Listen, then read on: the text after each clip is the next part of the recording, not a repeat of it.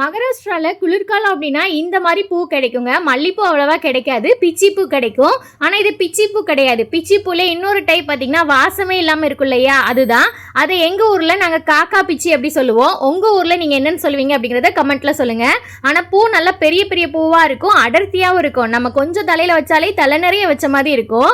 அன்னைக்கு லஞ்ச் பார்த்தீங்கன்னா தேங்காய் பால் சாதம் தான் பண்ணியிருந்தேன். தேங்காய் பால் சாதத்துக்கு மசாலா எதுவுமே சேர்க்க மாட்டோம், அதேமாதிரி தக்காளியும் சேர்க்க மாட்டோம். காரத்துக்கு பச்சை மிளகாவும் இஞ்சியும் தான். 1 கப் பாஸ்மதி ரைஸ்க்கு 1.5 கப் தண்ணி ஊற்றுறீங்க அப்படின்னா கரெக்டாக இருக்கும். ஃபுல் ஃப்ளேமில் 2 விசில் வச்சு எடுத்தீங்கன்னா சூப்பராக இந்த மாதிரி உதிரி உதிரியாக வந்துடும். அப்படி சிக்கன் கிரேவி வச்சு சாப்பிட்டுட்டு அன்றைக்கி நைட்டு தான் பார்த்தீங்கன்னா காய்கறிலாம் வாங்கிட்டு வரலான்னு மார்க்கெட் போயிருந்தோம். ரிஷானுக்கு இந்த வருஷத்துலேருந்து தான் ஹிந்தி ஒரு சப்ஜெக்டாக வருது. இப்போல்லாம் நிறைய வேர்ட்ஸ் நான் அவன்கிட்ட இருந்து தான் கற்றுக்கிறேன். காமனாக இவ்வளோ நாள் ஃப்ரூட்ஸ் அப்படின்னு தான் சொல்லிட்டு இருந்தேன். ஆனால் இப்போ தான் தெரிஞ்சது ஃப்ரூட்ஸுக்கு ஹிந்தியில் பல் அப்படின்னு அர்த்தம்னு.